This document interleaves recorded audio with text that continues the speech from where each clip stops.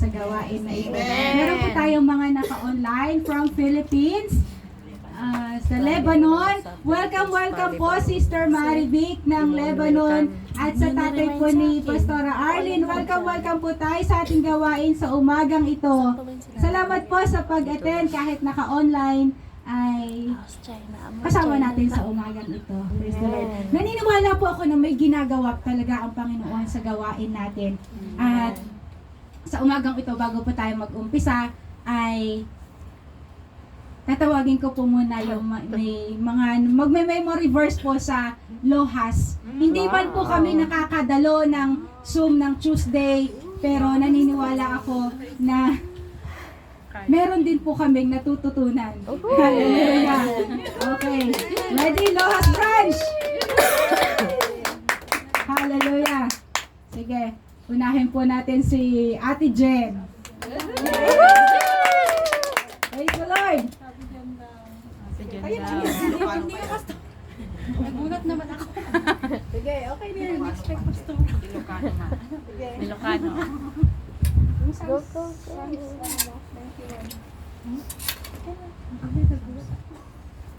Tubig. Praise the Lord. Ayan. Nagulat ako. Okay, ang aking memory verse is Psalms 91. Wow. Whoever dwells in the shelter of the Most High will rest in the shadow of the Almighty. I will say of the Lord, He is my refuge and my fortress, my God and whom I trust. Surely He will save you from the fowler's snares and from the deadly pestilence. He will cover you with His feathers, and under His wings you will find refuge. His faithfulness will be your shield and rampart. You will not fear the terror by night, the terror of night. You will not fear the terror nor the arrow that flies by day, nor the pestilence that is stalks in the darkness, nor the plague that destroys in the midday. 1,000 may fall at your side, 10,000 at your right hand, but it will not come near you. You will only observe with your eyes and see the punishment of the wicked. You will only observe with your eyes and see the punishment of the wicked. If you say the Lord, He is my refuge, and you make the Most High your dwelling, no harm will overtake you, no disaster will come near your tent. For He will command His angels concerning you and guard you in all your ways. They will lift you in their hands, so that you will not strike your foot against a stone. You will tremble. You will tread the lion and the cobra. You will trample the great lion and the serpent. Because He loves me, says the Lord, I will rescue him. I will protect him, for he acknowledges my name. So he will call on me, and I will answer him. I will be with him in trouble. I will deliver him and honor him. With long life, I will satisfy him and show him my salvation. Lord! Hallelujah! Kinakabahan ko po ng lagay na yun. Hindi pa daw po siya prepared. Hindi daw siya ready. Praise God. Next one.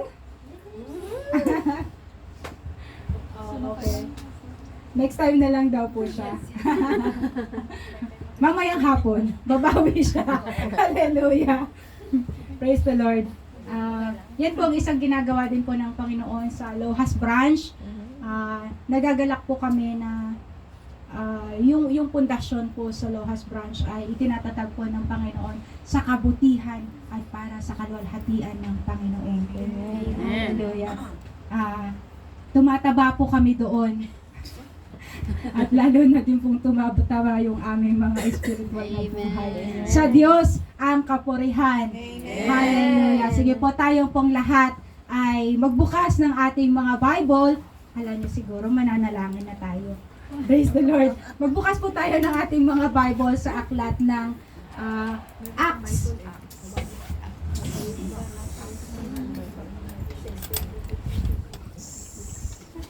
Yan. Buksan po natin ang ating mga Bible or dito po sa screen makikita po natin. Mababasa po natin ang sabi po dito. Acts 16:25 to 26. Sabay-sabay po nating basahin. Nang maghahating gabi na, sina Pablo at Silas ay nananalangin at umaawit ng mga himno sa Diyos. At nakikinig naman ang ibang mga bilanggo. Walang ano-ano'y lumindol ng malakas at nayanig pati ang pundasyon ng bilangguan. Biglang nabuksan ang mga pinto at nakalag ang mga tanikala ng lahat ng bilanggo. Yan, praise the Lord. Tayo pong lahat ay manalangin. We praise you, Lord Jesus. We praise your mighty name. Salamat, Panginoon, sa mga salita mo na aming pag-aaralan sa umagang ito. Salamat, Lord, sa pagsama mo magmula pa kaninang umaga sa aming praise and worship. Lord, inihayag mo ang iyong kaluwalhatian. Pinuno mo ang lugar na ito ng iyong presensya, Panginoon, at maging sa aming mga puso, patuloy ang kagalakan na pinagkakaloob mo sa amin to continue na maglingkod sa inyo. Pagpalain mo ang mga salita mong ito, Panginoon. Pagpalain mo, Diyos, ang lahat ng makikinig sa online man, Panginoon, at maging sa aming pagtitipon sa umagang ito. Sasamahan mo kami at bubuksan mo yung aming pangunawa, ang aming mga pandinig, O Diyos, upang marinig namin, matanggap namin, Panginoon, kung ano inihanda mo sa araw na ito. Hallelujah. We praise you, Lord Jesus. Ang iyong abang lingkod, Panginoon, ay walang kakayahan. Limitado lamang po, Panginoon, ang kanyang kaalaman. Ngunit sagana, O Diyos, ang kapahayagan mo sa umagang ito. Sagana, Panginoon, ang gagawin mo sa buhay ng bawat isa sa amin sa umagang ito. Meron kang gagawin, Panginoon, sa buhay namin na hindi namin inaakala, O Diyos. Salamat sa gagawin mo ngayon pa lamang, Panginoon. Inaangkin namin ang katagumpayan. Sa iyo ang kapurihan, karangalan, ngayon at magpakailanman. Salamat, Panginoon, in Jesus' name. Amen. Hallelujah. Ulitin na po nating basahin. Sino po yung mga inaantok? Hindi pa po tayo nakakalagit na. May inaantok na. Ulitin po nating basahin. Nang maghahating gabi na, sina Pablo at Silas ay nananalangin at umaawit ng mga himno sa Diyos. At nakikinig naman ang ibang mga bilanggo. Walang ano-ano lumindol ng malakas at nayanig pati ang mga pundasyon ng bilangguan. Biglang nabuksan ang mga pinto at nakalag ang mga tanikala ng lahat ng bilanggo. Ang pag-aaralan po natin sa umagang ito ay binigyan ko po siya ng pamagat, God works even at midnight. God works even at midnight. Ang background story po ng ating pag-uusapan sa umagang ito ay nasa Acts din po, Acts 16, sa mga naunang mga verses. At si Pablo at Silas ay, tingnan po natin sa Acts chapter 16. Acts chapter 16. Si Pablo at Silas ay patungo po sila sa bahay panalanginan. Ngayon meron pong isang babae na inaalihan ng demonyo, na sinasapian ng masamang espiritu. At ang sinisigaw po niya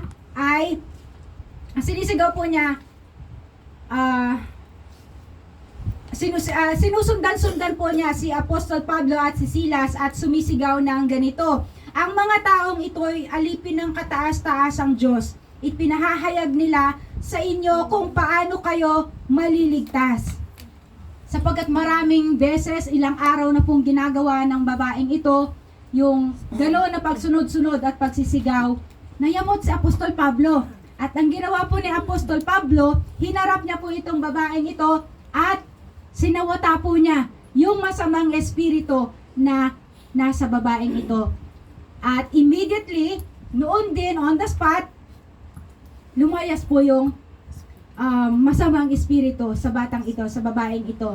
At ang nangyari, yung Panginoon po, kasi yung babae po na ito ay pinagkakakitaan siya ng kanyang mga Panginoon. Sa panghuhula, doon sila kumikita sa kanya. So, nanghuhula itong babaeng ito, kumikita yung kanyang Panginoon, pero nung nawala na yung masamang espiritu sa kanya, nagalit yung kanyang Panginoon. Wala na silang pagkakakitaan. Kaya ang ginawa nila, dinala nila sila Apostol Pablo at si Silas sa isinuplong nila sa punong bayan. At ang ginawa ng mga punong bayan, sila ay pinilit na kinaladkad at hinubaran at sila ay binugbog. At ikinulong po sila sa kaloob-looban ng kulungan at ipinangaw yung kanilang mga paa. Yung talagang hindi sila makagalaw. Hallelujah. At ang kwento po natin, ang sabi dito, nung maghahating gabi na, sila Pablo at Silas ay nananalangin. Habang nasa bilangguan sila, nakapangaw yung kanilang mga paa, masakit ang kanilang mga katawan dahil sa pambubugbog.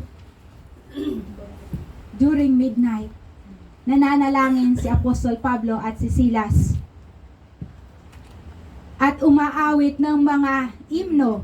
At nakikinig naman ang ibang mga bilanggo. Di kaginsa-ginsay lumindol ng napakalakas. Ano pat nayanig pati ang mga pundasyon ng bilangguan. Kapag dakay, nabuksan ang mga pinto at nakalag ang mga tanikala ng mga bilanggo. Hallelujah. God is amazing. God is amazing. Sa kwento po na ito, during midnight, na si Apostol Pablo ay, syempre masakit po yung kanyang katawan. Masakit yung kanilang mga katawan at yung buong katawan nila masakit sa pambubugbog, pati hindi sila makarest ng maayos. But they still chose to sing and pray.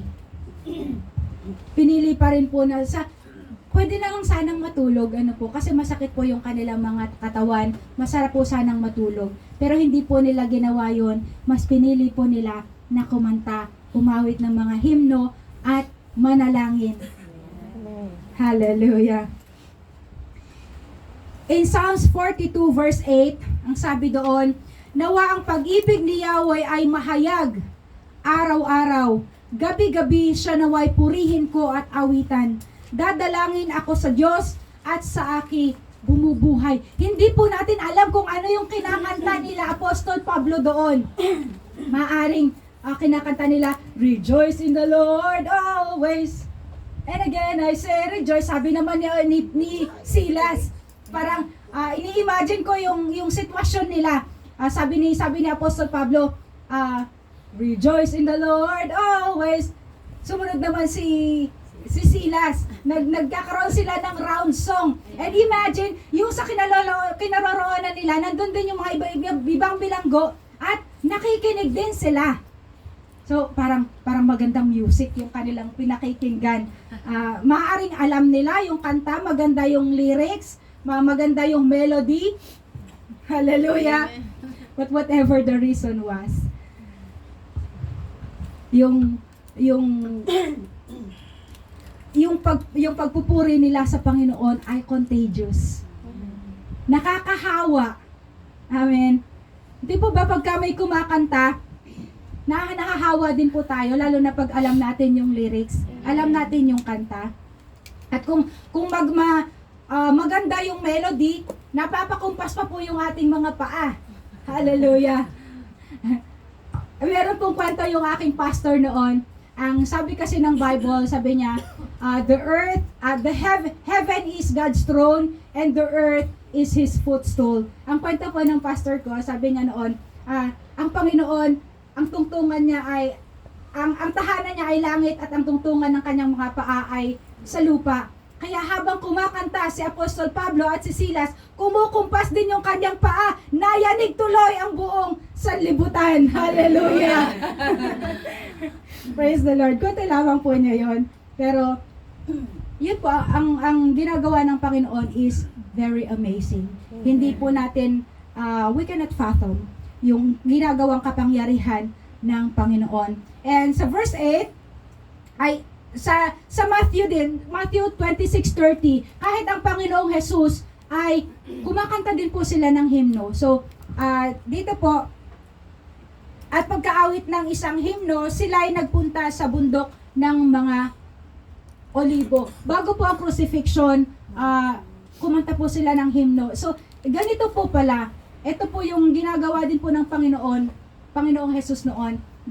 Kumakanta din po sila ng himno. Ganun yung ginagawa nila Apostol Pablo. So, number 1 na maibibigay ko po sa araw na ito, and I hope na maiuwi natin, our praise is meaningful in times of suffering. Praise God. Our praise is meaningful in times of suffering. Sila Apostol Pablo, very hard, mahirap yung kanilang kalagayan. Nagpipreach sila, subalit, ganun yung kanilang naranasan. Hindi po ba dapat pag nagpipreach tayo ng salita ng Panginoon o kaya kapag naglilingkod tayo sa Panginoon, ay mararanasan natin sana yung abundance of blessings, yung puro kasaganaan naman sana. But what if ganito yung nararanasan natin na naglilingkod na tayo sa Panginoon pero nakakaranas pa rin tayo ng mga hard times. Nakakaranas pa rin tayo ng mga sufferings. What do we do? Ang ginawa nila Apostol Pablo, they chose to praise the Lord. They chose to pray. Hallelujah. Actually, yung Psalms po ay it's not always uplifting. Hindi po laging nasa magandang kalagayan, lalo na yung mga author ng Psalms, yung kinakanta natin, yung mga author, madalas nasa mahirap silang kalagayan. Katulad ni David, ang sabi niya doon, my heart and my strength may fail. Ano pa po yung kasunod? But God is the strength of Ayan. God is the strength and my portion forever. Kung titingnan natin i-analyze natin yung kanta, ano yung emotion niya nung sinulat niya itong kantang ito, yung Psalms. Mahirap yung nararanasan niya. Maaaring nade-drain na siya spiritually or nade-drain siya. Mahirap yung kanyang kalagayan. At ito pa, sabi niya dito, one thing I have desired of the Lord, Psalms 27:4, one thing I have desired of the Lord and that I may seek after, that I may dwell in the house of the Lord all the days of my life. Ang emotion po niya dito, malayo siya sa templo ng Panginoon. Nasasabik siya sa presensya ng Diyos. Nasasabik siya sa pagtitipong ganito. Hanggang kailan kaya? One more thing, ang sabi niya dito sa Psalms 23 verse 4, very popular na alam natin, yea, though I walk through the valley of the shadows of death, I will fear no evil, for you are with me. Your rod and your staff, they comfort me. And sa verse 5, ang sabi niya doon, you prepare a table before me in the presence of my enemies. You anoint my head with oil, my cup runneth over. So yung emosyon po ng psalmist na ito ay hindi maganda. Nasa bingit siya ng kamatayan, nandong pinag-uusig siya ng kanyang mga kaaway. Hindi maganda yung kanyang kalagayan. It's not always uplifting. Pero he was inspired, they were inspired na i-compose yung psalms na ito.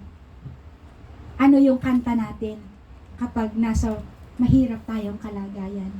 Ano yung kanta ng puso natin kapag mahirap yung pinagdadaanan natin? God is the strength of my heart. Maaring ganun, hindi ko alam kung ano yung team song natin pagka yung, di ba pagka in love, may mga team song na kinakanta. Paano naman po kung depressed tayo, ano yung team song natin? Paano naman kung high na high tayo sa Panginoon, sa paglilingkod natin, ano yung team song natin? Hallelujah. Endless praise. Hold me close. Hindi natin alam, hindi ko alam kung ano yung mga kanta ng inyong mga puso. Pero ito po, yung every circumstances na nararanasan natin when we praise the Lord, very meaningful po yan. Ibig sabihin po, yung pag-awit natin is a surrender. Sinusurrender natin yung buhay natin, yung circumstances is an act of surrender to God. Na Lord, hindi ko alam, hindi ko kayang labanan, hindi ko kayang solusyonan yung nararanasan ko, yung nararamdaman ko, but I believe you can do. Kayang-kaya mo, Panginoon. Amen. It's an act of surrender. Praise the Lord. So, very meaningful yung ating mga kanta kapag ka nasa mahirap tayong kalagayan.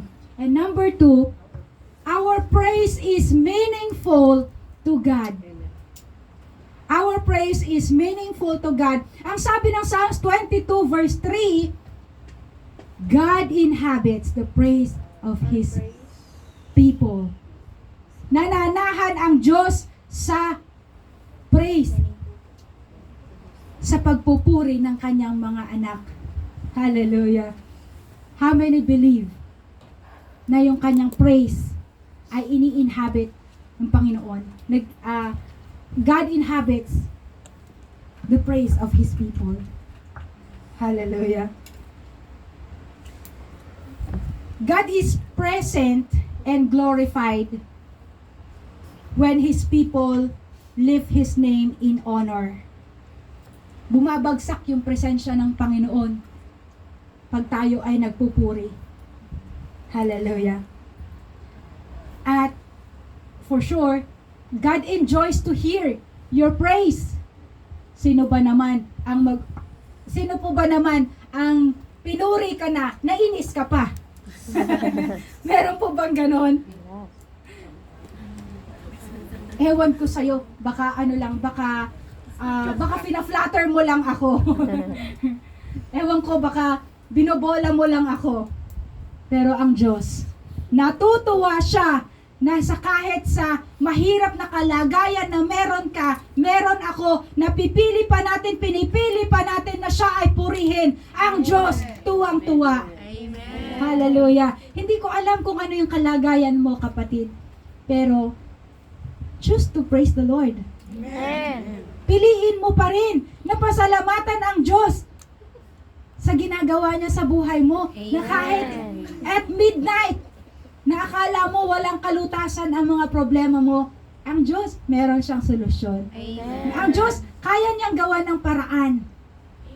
Kaya niyang kilusan ang circumstances mo. Amen. Problema sa pamilya, problema sa asawa, problema sa negosyo, sa pera, ang Diyos, lahat may solusyon. Sabi nga ng kanta, Christ is the answer. Amen. Hallelujah. Sino pong natutuwa na merong solusyon ang kanyang problema, pumalakpak sa Panginoon? Hallelujah! One of the effective tool na yung masishift yung ating mga emosyon ay sa pamamagitan ng pagkanta. Amen? Nararamdaman niyo po ba yun na parang nadadivert yung emosyon natin kapag kumakanta tayo? Amen. Kapag pinagsabihan tayo, pinagalitan tayo ng mga amo natin, choose to worship God, choose to praise the Lord.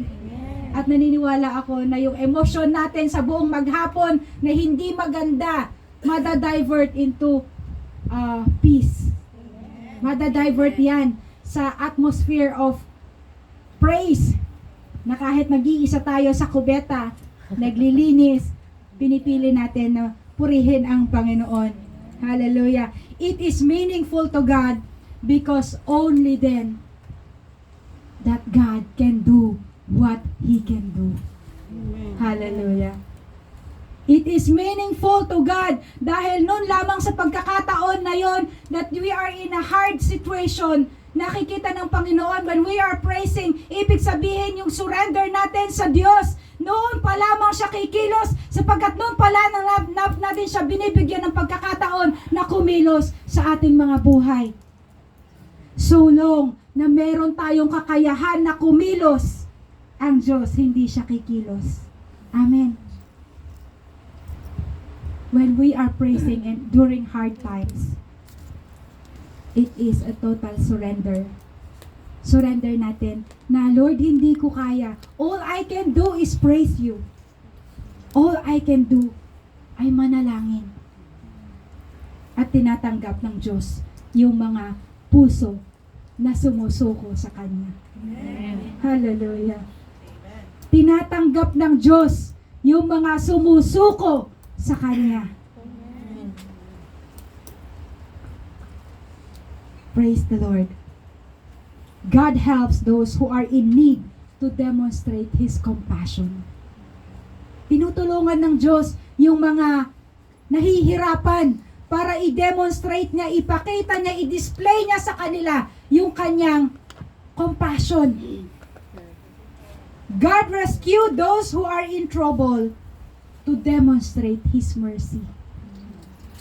And God delivers those who are bound to demonstrate His power and ability. Pinalalaya ng Diyos yung mga nasa bilanggo, yung mga nakabilanggo ng sa inis, ng galit, hallelujah, nakabilanggo sa mga nakaraan, pinalalaya ng Diyos para ipakita ang kanyang kapangyarihan, yung kaya niyang magpalaya. I do believe na yung babaeng inaalihan ng demonyo na ito na nahuhula, gusto din po niyang makalaya. Sino man naman po ang gusto na gagamitin lamang po siyang lagi na lang, sa araw-araw na lang, gagamitin lang siya para makapag-produce ng money. Makapagbigay ng, makapag-akyat ng pera sa kanyang Panginoon. Naniniwala ako na siya din ay gusto niyang makalaya. I believe. Lahat din naman po tayo, ayaw natin ng buhay katulong minsan. Ano? Gustong-gusto nating umuwi. Gustong-gusto nating maging amo ng ating mga tahanan. God will deliver us someday. In His perfect time.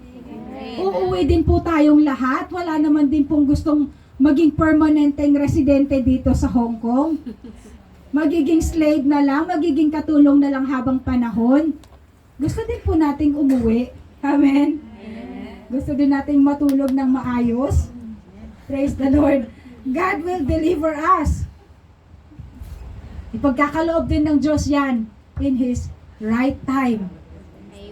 Hallelujah. Sa tamang panahon, palalayain din tayo ng Panginoon. At hindi lamang po yan, uuwi tayo na may daladalang mga pagpapala. Hallelujah! May laman yung ating mga bank account. May laman yung ating mga GCash. Praise the Lord. Naka-invest tayo sa GCash. Ano sa yung GCash investment doon? Hindi si G-Crypto, hindi G-Crypto. G-Invest, yun. Meron tayong mga investment doon. Hallelujah. Ganun ang gagawin ng Diyos sa buhay natin. Pagpapalain niya tayo. At ang number 3, our praise allows God to intervene. Our praise allows God to intervene. Yung pagpupuri natin, hinahayaan natin na ang Diyos ang mag-intervene. Ang Diyos ang makialam sa ating mga sitwasyon. Ang Diyos ang makialam sa ating mga circumstances. Praise the Lord. We praise because we believe that God will end our suffering, that God will shift our circumstances and turn it into our favor. Amen. Hallelujah. Kaya tayo nagpupuri kasi alam natin, naniniwala tayo na may Diyos.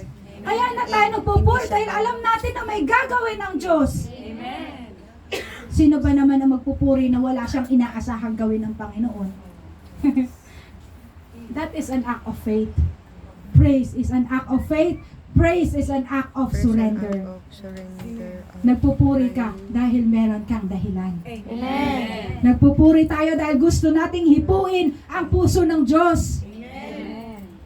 Ganon din po yung ginawa nila Apostol Pablo. At during midnight, God intervened. Kumilos ang Panginoon sa kanilang kalagayan, sa kanilang kalagitnaan, sa loob ng bilangguan. At ang sabi doon, di kaginsa-ginsay lumindol ng napakalakas. It is a demonstration of God's power. Lumindol ng napakalakas, yung pundasyon ng bilangguan ay nayanig. Lahat ng mga pintuan ay nabuksan. Lahat ng kanilang mga tanikala ay nakalag. God intervene when we praise. Amen. Sino po ang nasa mahirap na kalagayan sa umagang ito? This is the word of the Lord. God intervene when you praise. All we have to do is to pray, katulad ng ginawa nila Apostol Pablo at Silas. Ang ginawa lamang po nila, hindi sila lumaban, hindi sila yung pumalag, hindi nila sinira yung kanilang mga tanikala, yung kanilang mga stock sa paa. Ang ginawa lamang po nila ay umawit ng himno at nanalangin. At dahil sila ay nananalangin at kumakanta, lahat doon sa bilangguan ay nakikinig sa kanilang mga kanta, sa kanilang mga pag-awit. And God intervened. Kumilos ang Panginoon. I do believe God will do something when you praise. Amen. God will do something when we praise. Amen. Praise the Lord. Kaya anong gagawin natin? Choose to praise God. Choose to praise. Kahit mahirap, kahit antok na tayo, kahit masakit na yung ating mga katawan, kahit yung isip natin punong-puno, bombarded na tayo ng mga negative thoughts, choose to praise the Lord. Amen. Choose to pray. Choose to praise God. Amen. Piliin natin. It's a choice. Kung gusto natin na may mangyari sa buhay natin, kung may gusto natin may mangyari sa kalagayan natin, choose to praise the Lord. Amen. Hallelujah. And God will intervene. God will demonstrate His power. Hindi ko alam kung ano yung great earthquake na gagawin niya sa buhay mo, sa buhay ko.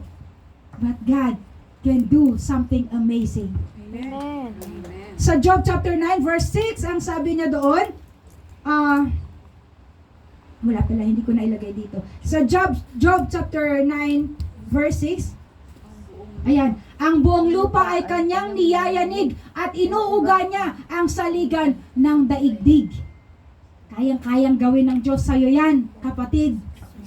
Yung pundasyon ng problema mo, kayang-kayang yanigin ng Panginoon. Yung pundasyon ng mga circumstances mo, ay kayang-kayang yanigin ng Panginoon. Makakalagyan, katulad ng ginawa niya kila Apostol Pablo at kay Silas. Yung pundasyon ng prison cell ay nayanig, nauga.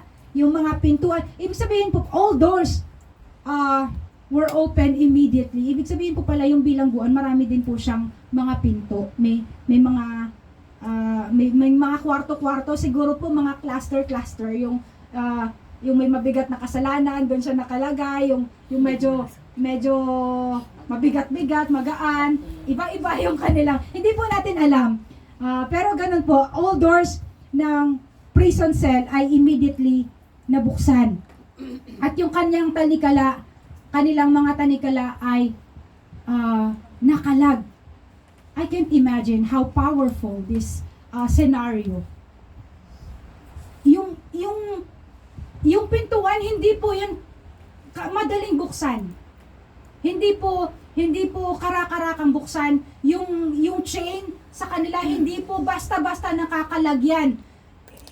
Subukan po nating alugin, ihampas-hampas yun, hindi po siya pwedeng mabuksan. Unless, sususian yan. Bubuksan talaga intentionally. Hallelujah. Pero ito po yung nangyari kila Apostol Pablo at Silas. Intentionally, God did that. Binuksan talaga ng Panginoon yung kanilang mga tanikala. Binuksan talaga ng Diyos yung kanilang mga pinto para sila ay lumaya. Hallelujah. And that is a demonstration of the power of God. Hindi kayang buksan ng tao na alug-alugin unless lamang na talagang merong susi. Pero ang Diyos, siya ang susi ng lahat. Hallelujah. Praise the Lord. At hindi ko po alam kung ano yung kalagayan natin ngayon. We may not be physically bound. Hindi man tayo nagagapos physically, malaya tayong gumagalaw. Pero we may be bound spiritually. Hindi ko po alam kung ano yung pumipigil sa atin. Kasi si Apostol Pablo at si Silas ay pinalaya sila ng Panginoon para lamang sila ay lumaya. Pinalaya sila ng Diyos, kinalag yung kanilang mga tanikala to advance His kingdom. Ano yung pumipigil sa atin para sumulong? Ano yung pumipigil sa atin para magpagamit sa Panginoon? Ano yung pumipigil sa atin na maging instrument ng paglago ng gawain ng Panginoon? Hindi lamang sila pinalaya. Let's see this following verse. Meron ba tayo? Ayan. Yung dito sa basahin po natin. Nagising ang bantay ng bilangguan at nang makita niyang bukas ang mga pinto, inakala niyang nakatakas ang mga bilanggo. Dahil dito'y binunot niya ang kanyang tabak at magpapakamatay na sana. Ngunit sumigaw si Pablo, "Huwag mong saktan ang iyong sarili, narito kaming lahat." Humingi ng ilaw ang bantay, patakbong pumasok at nanginginig nagpatira pa sa harapan nila Pablo at Silas. Sila ay inilabas niya at sinabi, "Mga Ginoo, ano po ang dapat kong gawin upang ako'y maligtas?" Sumagot naman sila, "Sumampalataya ka sa Panginoong Hesus at maliligtas ka ikaw at ang iyong sambahayan." At ang salita ng Panginoon ay ipinahayag nila sa kanya at sa lahat ng nasa kanyang bahay. Nang oras ding iyon, hinugasan ng bantay ang kanilang mga sugat at siya ay nagpabautismo, pati ang buo niyang sambahayan. Pagkatapos sila ay sinama niya sa kanyang tahanan at ipinaghanda ng pagkain. Masayang-masaya ang bantay at ang kanyang buong sambahayan sapagkat sila ay sumampalataya sa Diyos. This is what had happened. Lumaya si Apostol Pablo at si Silas para lamang hindi lamang sila pinalaya para lang lumaya. Para matapos yung kanilang mahirap na pinagdadaanan. Kung hindi mabuksan yung opportunity na ito sa ibang mga bilanggo na nandoon na makakilala sa Panginoon, lalong higit dito sa bantay ng bilangguan. Hallelujah. This is the purpose of every one of us. Na mapalaya tayo para gamitin ng Panginoon. Mapalaya pa tayo para yung testimony mo, yung patotoo mo kapatid, patotoo natin ay gamitin ng Diyos sa kanyang kaluwalhatian. Hallelujah. Tayo pong lahat ay tumayo. Yung kananta natin yung opening song kanina. Hallelujah. God works even at midnight. Brethren, ang Diyos kumikilos siya 24/7, 365/12. Ang Diyos hindi siya nag-holiday. Walang tigil ang Panginoon sa paggawa. Walang tigil ang Panginoon sa pagkilos.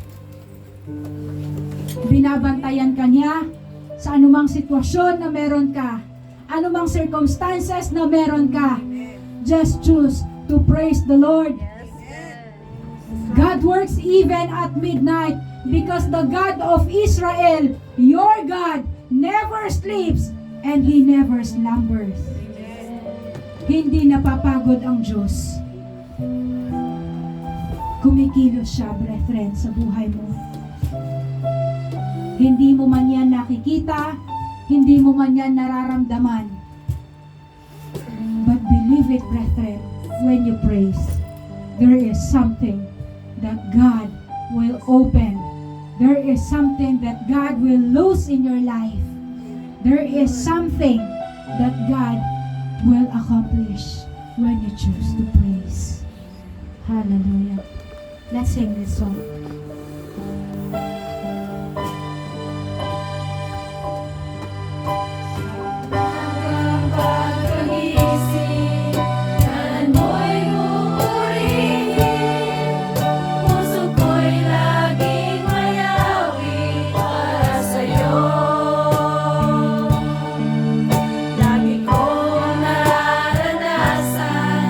Katapatan mo walang hanggan.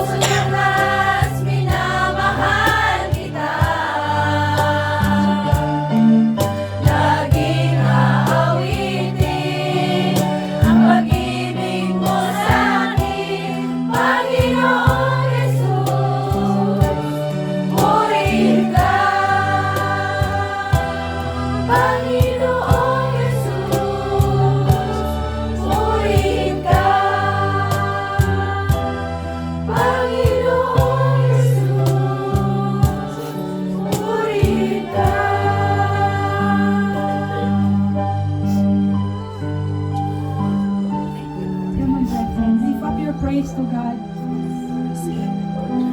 Alam ng Diyos kung ano yung mahirap na pinagdadaanan mo. Alam ng Diyos ang iyong pangangailangan. God never sleeps. He never slumbers.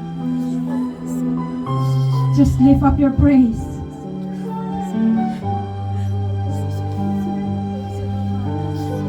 Itaas mo sa Panginoon ang iyong kalagayan. Hayaan mo na yung kanta ng puso mo.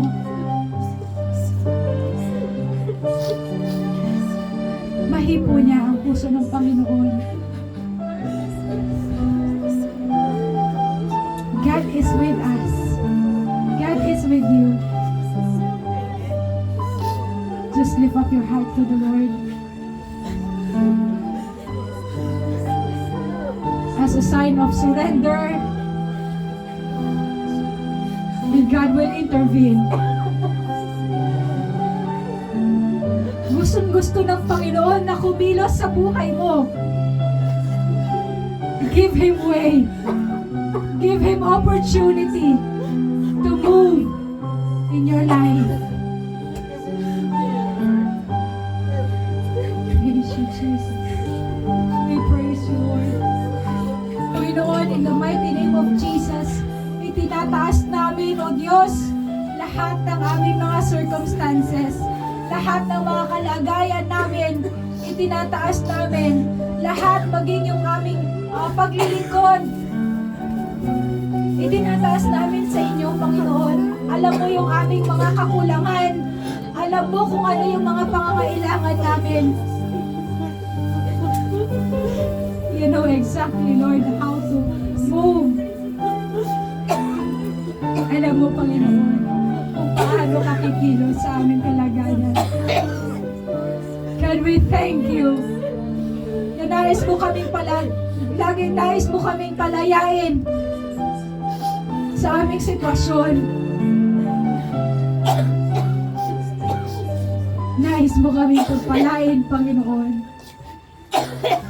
Nais mong gamitin ang bawat isa sa amin. And God, we surrender our lives. Sinusuko namin ang aming mga buhay, Panginoon. Do what you can do, O Lord. We're done. Tapos na kami, Panginoon. Na kami yung kumikilos sa buhay mo namin. It's your opportunity, Lord, to move. It's your opportunity, Lord, to intervene. Jesus, we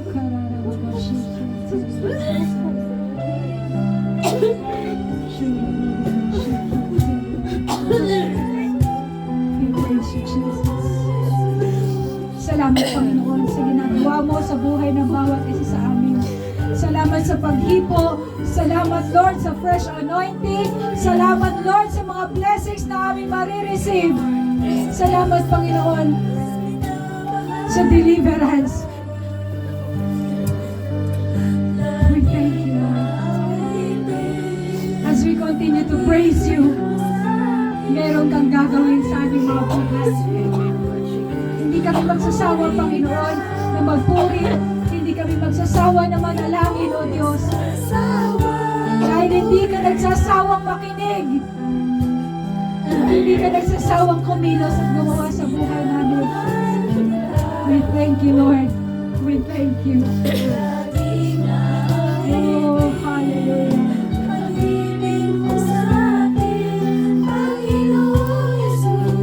We thank you, Lord. Salamat, O Diyos.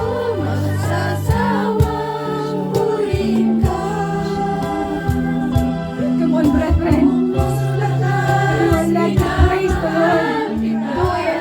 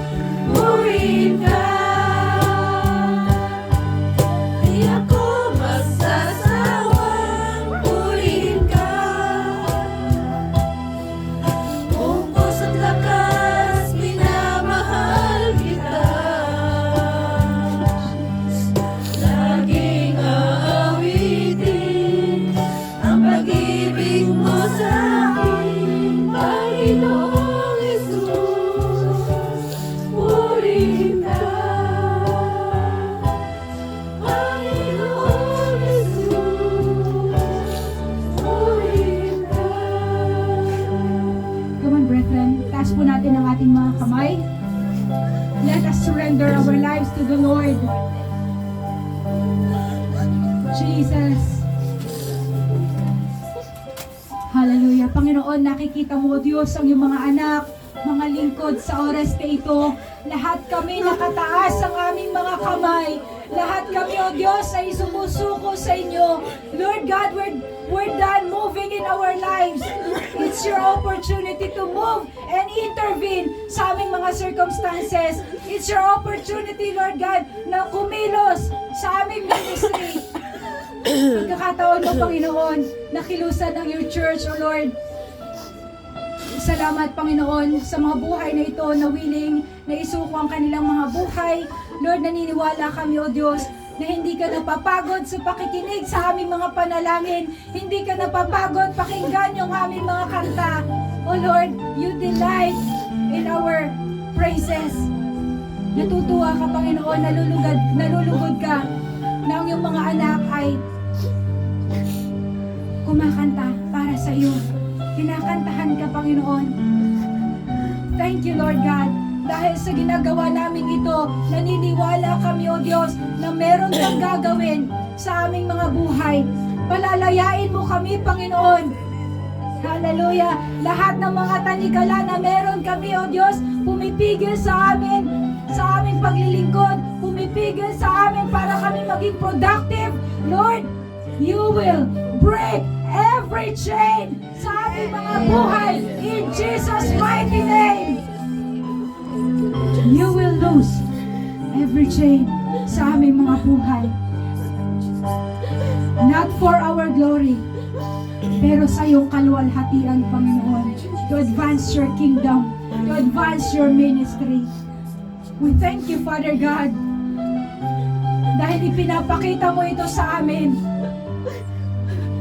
for us to be delivered, for us to be free, dahil meron kang gagawin sa amin. Gagamitin mo ang bawat isa sa amin, Panginoon, at gagamitin mo ang aming mga patotoo para sa iyong kaluwalhatian. Bless each and every one of us, Lord God. Naniniwala ako, Panginoon, naniniwala kami na lahat ng mga naririto sa kwartong ito, nais mong gamitin ang buhay ng bawat isa sa amin. Kaya, Panginoon, pinalalaya mo kami from every chain, from every bondage, Lord God. Paulit-ulit na cycle ng aming buhay. Hallelujah. Break every chain. Break every bondage, Lord, sa aming mga buhay. In Jesus' name. Thank you, Lord. Thank you, Jesus. For we are privileged to be free. We are privileged, Lord God, to praise you. Kahit sa mahirap na sitwasyon, kahit sa mabigat na circumstances, we choose to praise you. God, thank you so much. Hindi man namin, Panginoon, mararamdaman ngayon, but as we continue to praise you, meron kang gagawin na i-accomplish ka sa buhay namin. We thank you, Lord. We thank you, Jesus.